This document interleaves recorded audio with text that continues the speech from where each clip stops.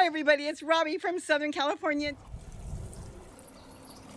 Here I'm going to share with you my first cement hummingbird bird bath. They loved it when I put it outside. So easy to make, cost me less than $2. I know any of you can make it. And once you put it outside, they'll use it. And look at the designs I made. And I'll show you how I made them. So you know I'm a hummingbird nut. And I feed hundreds and thousands of hummingbirds, and I wanted to get a bath made that I made. So here it is. I took an aluminum bowl and a hot glue gun, and I hand-free designed the inside with flowers, leaves, and even a hummingbird. Now, with you doing it, you don't have to hand-free. You can actually draw on the inside of your bowl and then just, put the hot glue on whatever design you want to do. But this is the first time I did it, so I decided to do it freehand. And they stuck really good. The bowl is very clean. Do not oil the bowl or anything. Make sure it's clean so that hot glue will stick to it really, really well. And then I also made a lot of designs in there. So this way, anything landing on it, any birds, hummingbirds, house finches, songbirds, whatever wanted to come to it, you want to make sure they can grip. You don't want the cement smooth. And I just continued to make designs and make sure there would be a lot of indentations in the bowl and designs so they could climb on it and have a good grip. And that was it. It was that easy. Now I decided it was time to cement. And I wanted to make sure that the cement would be strong. So I cut up an old screen. I don't know if it's something people do, but I did it. So I took an old screen and I cut it up. And make sure you wear a mask when you do this. I'm using pre-mixed cement. It's really cheap. You get 60 pounds for a little over $3. And you use such a small amount. So I will be making more bird baths. It's real cheap. You can get it at Lowe's, Home Depot, any place really that sells pre-mixed concrete. And all you have to do is add water. Any rocks that were in there, I pulled out, by hand because all I wanted was the cement. And for holding it, I used the screen. Now it's just a matter of mixing the cement. Now remember, this was my first real time with cement. And what I did was I mixed the cement to a consistency of like biscuit dough. I didn't want it runny. I wanted to make sure it was well mixed, but more like a biscuit dough, thicker than a cake batter, because like a clay, like a thin clay. Now back to my bowl. Now is the time you have to gently make sure you paint it with oil. I use plain old vegetable oil and yes, a cooking brush. And I painted over the entire inside of the bowl. I want to make sure when that cement is put in there that it's going to come out fairly easy. I don't want to be fighting with it. I will say a plastic bowl would have been a better choice, but at the time this is all I had. Then the cement was, now gently put in. So I put it in just very gently, as you can see, all around the bowl. You don't want to, mess it around too much with it. If you push it, then you don't want your little glue, hot glue figurines to move around.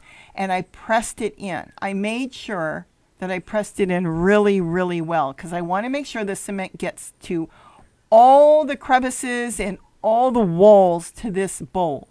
So when it comes out, it's going to come out the way I want it to come out.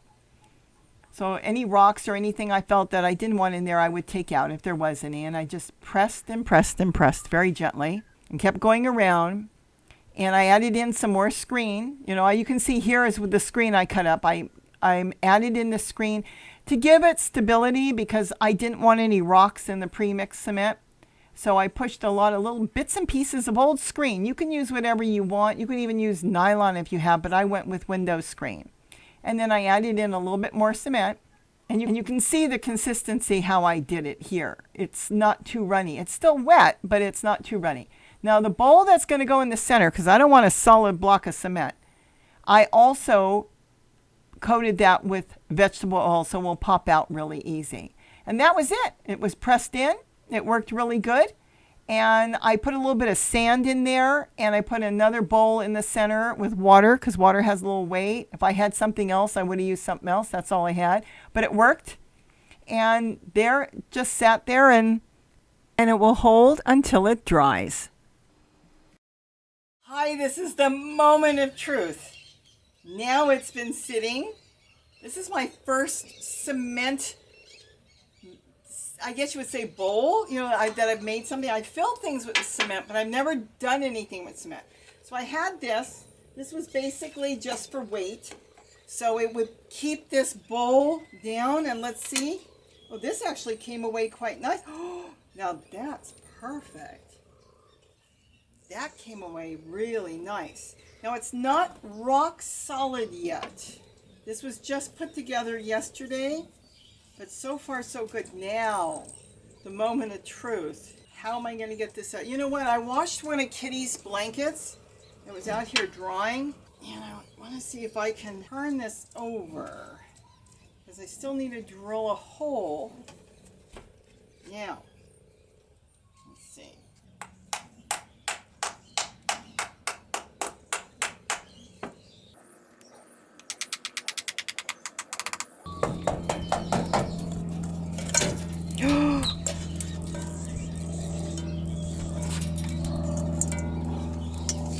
Oh my goodness.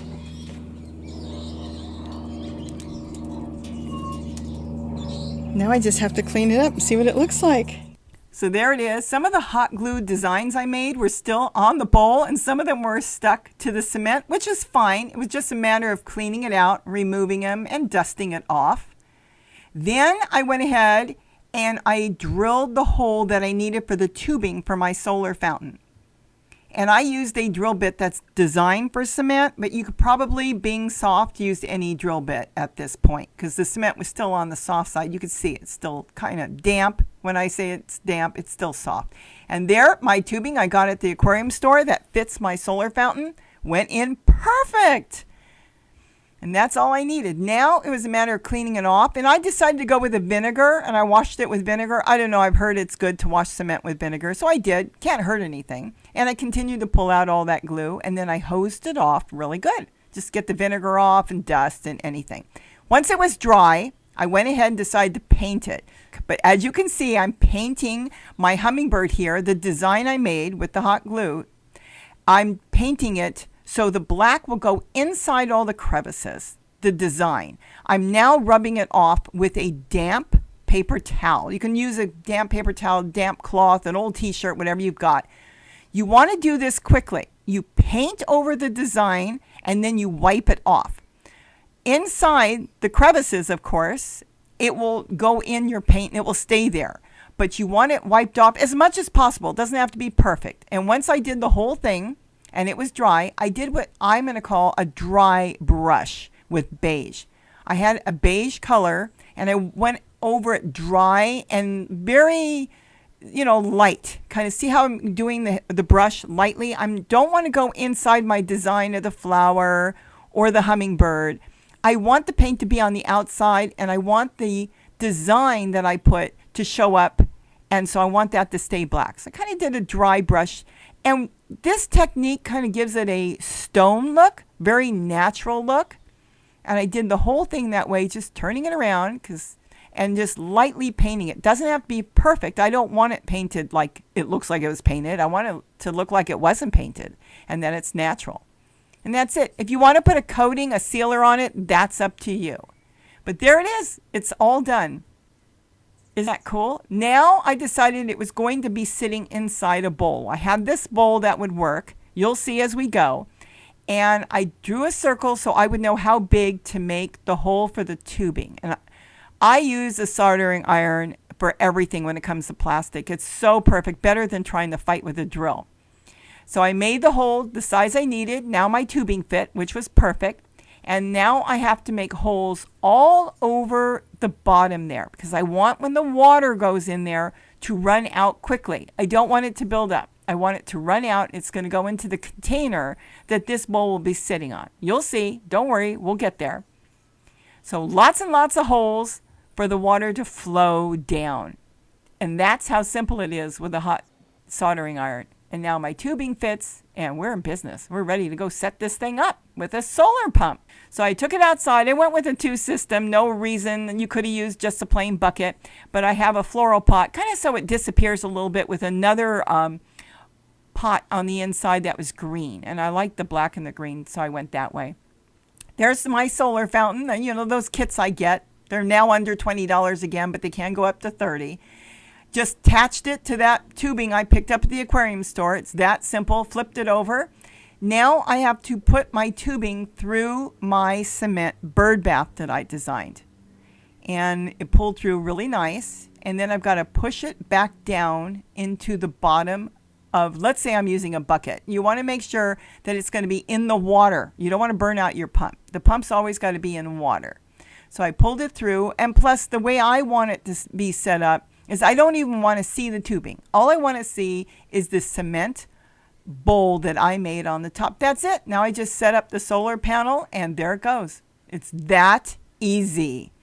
Soon as I set it up, you know who came? The hummingbirds. They're the curious ones in the yard, and they checked it out right away. And you can see to the left the solar panel. That's a whole kit when you buy it. It comes with the panel, the pump, and everything. And right away, they came to check it out, and then the goldfinches came, and they just love it. And see how where the design is of the hummingbird, how they can get their nails in there and use it like a perch. That's why it's so important to have all those lines there, so they can stand on it, drink, and take a bath. Then the songbird came. We have a lot of songbirds in the yard. They love the water features I've got. And he can go behind it and take a drink and still hide in the bushes back there. Those are geraniums. And then, of course, more goldfinches. That's a male goldfinch. See how we can sit on the top and take a drink? That's why you want to have lines in the cement. You don't want it perfectly smooth. This gives them a lot of places to perch and hang on to.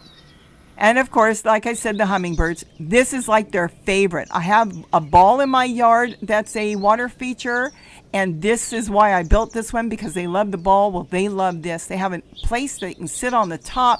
They can scrub and scrub because it gets so dirty going into flowers and things. They get pollen all over. And look how he was scrubbing. And that little bee was flying around too, watching him. But you'll see he came back and he took another bath. They absolutely love this. I think it's worth making more. I'm going to make more. I hope you guys make them if you've got hummingbirds too. But that's it. It's a place to stand, a place to come sit down, relax, enjoy themselves in the garden. I love it. And as you can see, the little bee did too. He came over, he had a place to grip, and he took a little drink too on this hot day. So with that, I hope I gave you some ideas on making a beautiful cement bird bath. Have a great day. And don't forget to eat what you grow. Bye-bye, everybody.